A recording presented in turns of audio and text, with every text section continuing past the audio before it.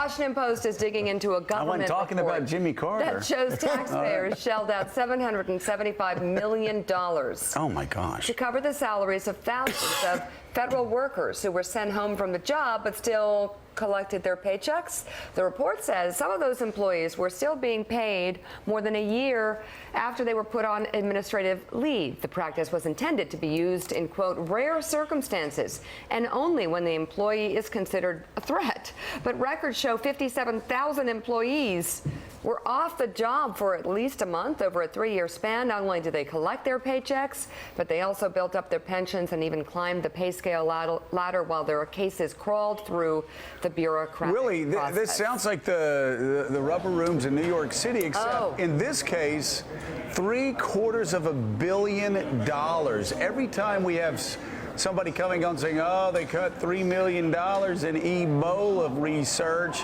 I mean, think about what he could do with $750 million at the National Institutes of Health. This is insane. That's an awful lot of money, and we're going to talk to the Washington Post reporter in just a second. But when you look at how wide the reasons are for, from conflicts with a boss to breaking the rule to breaking laws, in fact, there's this wide berth of reasons that are given, and that's a big chunk of change. Yeah. Really, I have conflicts with my boss sometimes. Can I sit out and get paid? You often do, You so do it works that. out well. We're good. Here with us now, Washington Post reporter Lisa Ryan. right into that one. So 57,000 threats, or what examples are workers of these workers being placed on paid administrative leave? Are they all problems?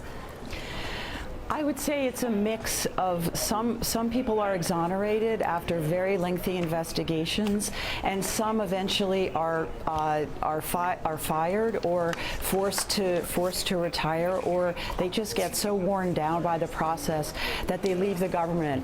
But these are people who, for some reason, are accused of some form of misconduct. Sometimes it's an easy thing where their security clearance is up for renewal, and the government finds that they haven't paid a visa bill.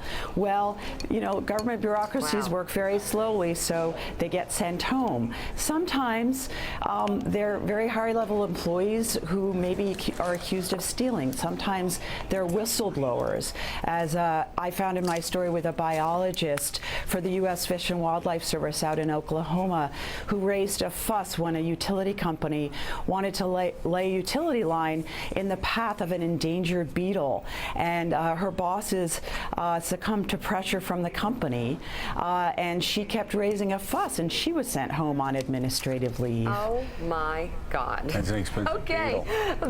Lisa Ryan, thank you so Incredible much. story, Great piece Lisa. in the Washington Post. That's insane. That is insane. Close to $1 billion. Al, I'm being a politician Talk here. about I round up government waste. $775 million. It all adds up after.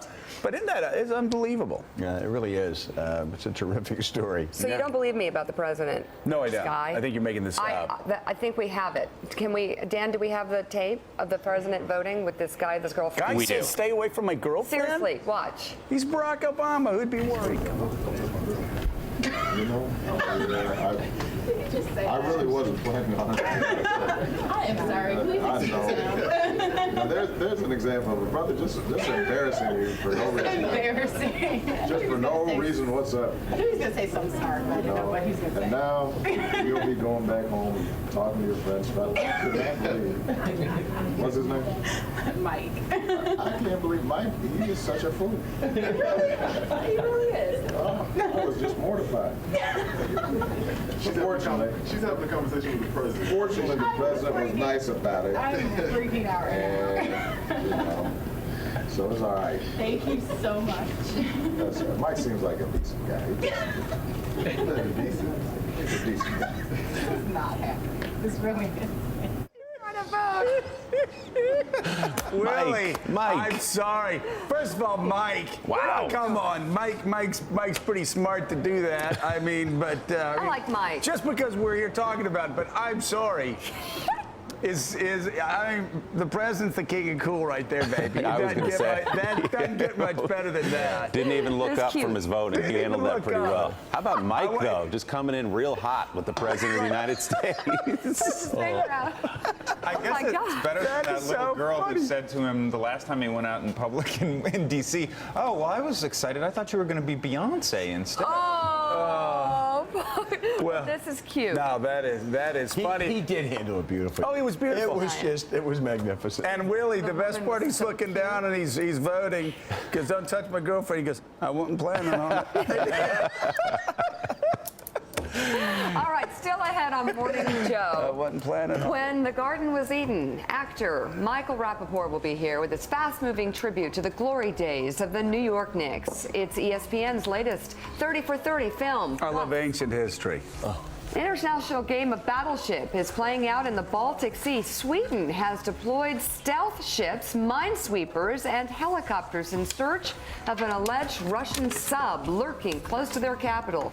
Is it there? And if so, what's it doing? What's it doing in Sweden? I know, really. But Come on. first, oh no. What's a wrong? horse running wild in New York's Hell's Kitchen. I hope it's my God. okay. We'll be right back. Okay.